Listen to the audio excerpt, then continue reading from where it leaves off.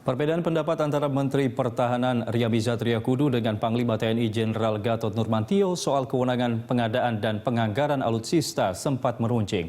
Saat rapat kerja dengan Komisi 1 DPR RI, Panglima TNI Jenderal Gatot Nurmantio mengaku kewenangannya dipangkas dan ia tidak leluasa mengawasi perencanaan dan penggunaan anggaran di setiap angkatan sejak terbitnya Permenhan nomor 28 tahun 2015 tentang Sistem Perencanaan Pembangunan Pertahanan Negara.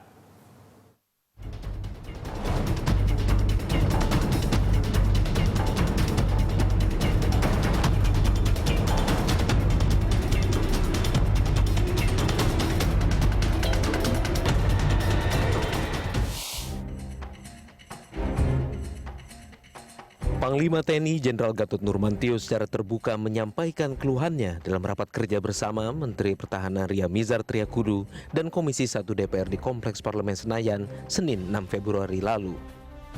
Gatot kesal, kewenangannya dipangkas melalui Peraturan Menteri Pertahanan nomor 28 tahun 2015 tentang Sistem Perencanaan Pembangunan Pertahanan Negara.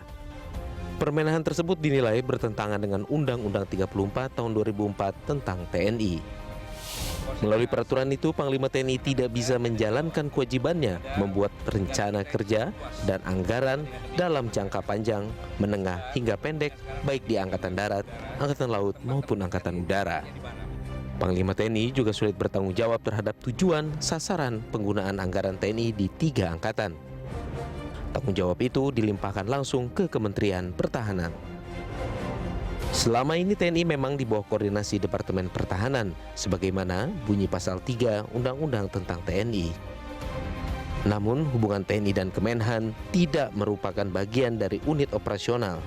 Pasalnya TNI terdiri dari 3 matra yang semuanya di bawah kendali Panglima TNI.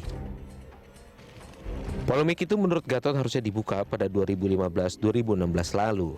Namun dia baru menyampaikannya sekarang mengingat masa kepemimpinannya akan berakhir. Gatot mengakui apa yang disampaikannya memang kurang berkenan bagi Menteri Pertahanan Ria Mizar. Akan tetapi hal itu dilakukan agar Panglima TNI berikutnya mampu melakukan fungsi pengawasan berjenjang dengan baik termasuk anggaran. Sementara itu Menteri Pertahanan Ria Mizar Triakudu memastikan tidak ada persoalan mengenai kewenangan dalam penggunaan anggaran pertahanan. Sebab bagaimanapun yang diserahi anggaran oleh negara adalah Kementerian Pertahanan. Selama ini anggaran pertahanan dialokasikan Menteri Keuangan kepada Kementerian Pertahanan selaku pengguna anggaran. Dari situ, Kemenhan akan mengalokasikannya kepada 5 institusi, yakni Kemenhan, Mabes TNI, dan 3 matra, Angkatan Darat, Angkatan Laut, dan Angkatan Udara. Soal anggaran, tahun ini TNI memperoleh 108 triliun rupiah untuk 5 instansi, yakni Mabes TNI, Angkatan Darat, Angkatan Laut, Angkatan Udara, dan Kementerian Pertahanan. Sementara itu, anggaran belanja barang Mabes TNI dialokasikan 4,8 triliun rupiah. Polemik antara Menteri Pertahanan Ria Mizar Triakudu dan Panglima TNI Jenderal Gatot Nurmantio berawal dari hadirnya Peraturan Menteri Pertahanan nomor 28 tahun 2015. Pada pasal 26 ayat 2 disebutkan, jika TNI berhak menyusun rencana kebutuhan anggaran dan menyerahkannya ke Kementerian Pertahanan. Lalu pada ayat 3, unit operasi menyusun rencana kebutuhan anggaran setelah mendapat masukan dari Kotama, Satker, dan kemudian menyerahkannya ke Kementerian Pertahanan. Setelah itu, unit operasi Kemenhan menyusun rencana kebutuhan anggaran berpedoman pada rencana strategis Kementerian Pertahanan. Peraturan Menteri Pertahanan itu telah mengubah semuanya, termasuk membuat kewenangan Panglima TNI dibatasi. Peraturan itu membuat fungsi Panglima TNI kedudukannya sama dengan Kepala Staf tiap angkatan. Wakil Presiden Yusuf Kala akhirnya bersuara menanggapi kisruh yang terjadi saat rapat kerja dengan DPR mengenai rancangan anggaran TNI. JK menegaskan Presiden Jokowi sudah menyerahkan hal tersebut pada Menko Polhukam. Menko Polhukam diharapkan Menko Polhukam diharapkan menengahi miskomunikasi antara Panglima TNI dengan Menteri Pertahanan. Kemarin Presiden sudah menginstruksikan agar diatur harmonisasinya, aturannya kembali antara Panglima dan Menhan dan Menko-nya. Oleh Menko diperintahkan Menko Polhukam untuk memperbaiki komunikasi. dialog. Sementara itu, Menko Polhukam Wiranto berjanji menyelesaikan polemik antara Menteri Pertahanan dan Panglima TNI. Polemik atau perbedaan pendapat itu ditengarai disebabkan persoalan prosedural karena perbedaan pandangan soal kebutuhan pembelian alutsista.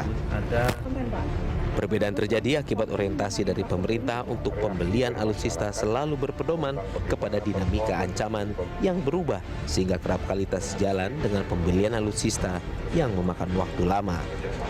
Sebenarnya perbedaan itu tidak ada.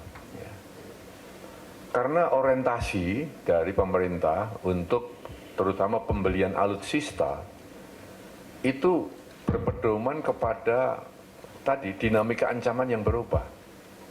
Ya. Dan proses pembelian alutsista ini waktunya panjang. Ancaman kepada negeri ini tidak mengikuti panjangnya proses pembelian alutsista. Wakil Ketua Komisi 1 Mutia Hafid menyatakan setelah rapat tertutup dengan Menhan dan Panglima TNI, pihaknya meminta agar kedua pihak melakukan harmonisasi dan sinkronisasi peraturan-peraturan dan merujuk kepada undang-undang yang ada. Sejauh ini Komisi 1 DPR belum mengambil sikap apapun. Mereka berharap sinkronisasi peraturan segera dilaksanakan sehingga persoalan bisa dituntaskan. Selain pemangkasan kewenangan Panglima TNI, Komisi 1 juga menyoroti pembelian heli AW101. Menhan dan Panglima TNI sama-sama mengaku tidak mengetahui pembelian pesawat itu. Padahal heli tersebut sudah berada di Lanut Halim Perdana Kusuma. Sebelumnya, Menteri Pertahanan Ryamizar Triakudu menegaskan tidak mengetahui pembelian helikopter AW101 dan menyerahkan polemik pembeliannya kepada Kepala Staf Angkatan Udara. Pesawat yang awalnya diperuntukkan untuk kepresidenan ditolak Presiden Jokowi. Begini, dulu kan untuk kepresidenan. Kalau kepresidenan tidak lewat Kemhan, ya, lewat Seknek. Tapi ternyata pengadaannya untuk heli angkut, Pak. Ya, tadinya memang untuk presiden tidak setuju karena mahal. Ya, jadi ditarik lagi gitu. Hingga kini investigasi masih dilanjutkan untuk menguak pembelian pesawat yang berharga 55 juta dolar Amerika itu. Pembelian heli akhirnya dibatalkan oleh Panglima TNI karena menuai kontroversi. Saya akan melaksanakan investigasi yang sudah saya bentuk terhadap pengadaan AW101. Ya, itu. Jadi investigasi terdiri dari mulai dari perencanaan pengadaan sampai dengan pengadaan itu mekanismenya bagaimana. Itu pun saya seizin Panglima TNI. Selama ini prosedur pengadaan alutsista sangat jelas. Proses pengadaan barang diputuskan oleh Mabes Angkatan dengan merumuskan operational requirement atau OPSREC dan merumuskan spesifikasi teknis. Wakil Kepala Staf kemudian mengadakan Dewan Harian Penentu Alutsista atas seizin dan arahan Kepala Staf. Selanjutnya diadakan Dewan Penentu Pengadaan Alutsista atas izin Panglima TNI. Selanjutnya diadakan Dewan Penentu Pengadaan atau Wantuada Alutsista atas izin Panglima TNI. Wantuada menentukan tipe alutsista. Mabes TNI kemudian meneruskan proses pengadaan ke Kemenhan dan dikoordinasikan dengan Komite Kebijakan Industri Pertahanan atau KKIP, di mana Menteri Pertahanan menjadi Ketua Harian KKIP. Saat ini helikopter AW101 sudah tiba, namun belum diadakan serah terima karena beberapa dokumen perlu dibereskan. Apakah nanti heli tersebut dikembalikan atau tidak? Hal itu tergantung hasil investigasi yang dilakukan Kepala Staf Angkatan Udara. Sementara terkait peraturan Menteri Pertahanan yang membatasi kewenangan Panglima TNI, hal itu membuktikan jika perencanaan anggaran militer kita masih sentralistik. Oleh karena itu, sinkronisasi dan harmonisasi kebijakan diperlukan. Tim Liputan, Berita 1.